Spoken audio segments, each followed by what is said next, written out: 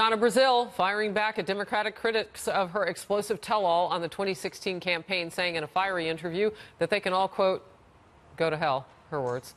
This is the former interim chair of the DNC explains why she considered swapping out Clinton for Joe Biden after Clinton's fainting spell in the final weeks of the campaign. Now Hillary's campaign is pushing back hard, saying Brazile's allegations are simply not true, and the primaries were not rigged in Hillary Clinton's favor to the detriment of Bernie Sanders. Former Clinton campaign manager Robbie Mook. The allegation she's making there simply isn't true. And both the Sanders campaign and the Clinton campaign signed agreements with the DNC. The difference was Hillary Clinton actually raised money into that. And both campaigns were told if you raise money in, you'll have some say over how it's spent to prepare for the general election. Power panel today, RNC spokeswoman Kayleigh McEnany, Michael Blake from the vice chair at the DNC. Michael, I'm going to start with you.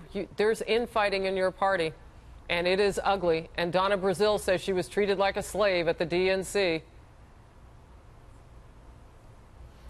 Well, first and foremost, our thoughts and continual prayers goes to everyone in Texas that was impacted by the tragic loss of life in Sutherland Springs on yesterday. We're focused on winning elections tomorrow in Virginia, which is where I'm at right now, and across the country. That's what's all of our priorities in Virginia, New Jersey, et cetera.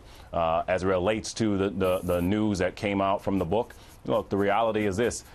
First of all, there was no rigging that happened, plain and simple, period. Both campaigns signed a joint fundraising agreement, and we move on from there. When we think about the conversations that emerged over the weekend as it relates to possibly replacing Secretary Clinton was a remarkable candidate, a tireless candidate. All right, let me step in there. Frankly, Could Donna Brazile have Donna honestly... did not have the power. Okay, she doesn't have the power question. to do that. And so the reality is it's a moot point. It was a conversation starter. But the real conversation we need to be having is that in less than 24 hours, people across this country, a third of Americans will be voting across the country. And that's what we're focused on. All right. You're talking about that Gillespie race, and it is tightening. Kayleigh, I want to go to you, because if what Michael is saying is true, Donna Brazile was not telling the truth.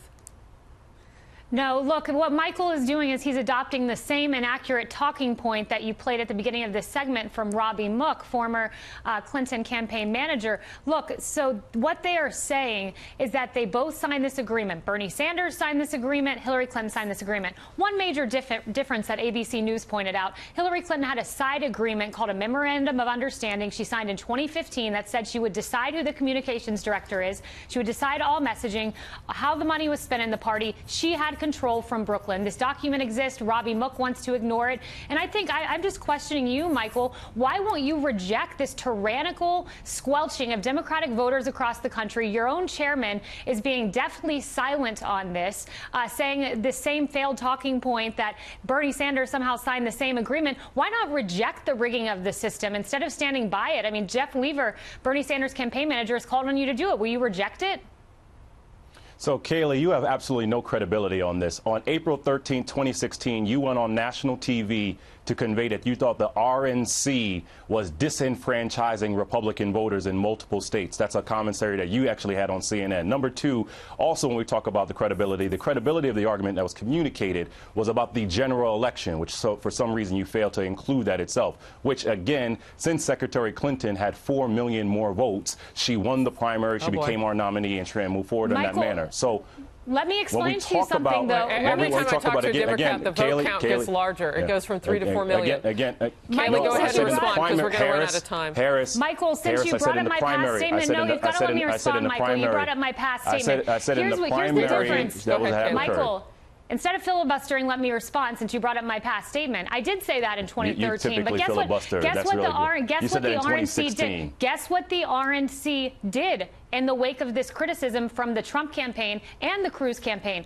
I and others were called into a room at the RNC. They explained to us the transparent process, how they were going to treat this, and they fairly litigated this election and allowed Donald Trump to become the head of the party because the voters spoke. You on the other side were hiding an agreement, coordinating Hillary Clinton, and Bernie Sanders supporters across the country should be outraged at what you did. You stole an election from Bernie Sanders. I'm not outraged, which is why we're going to win in Virginia on tomorrow.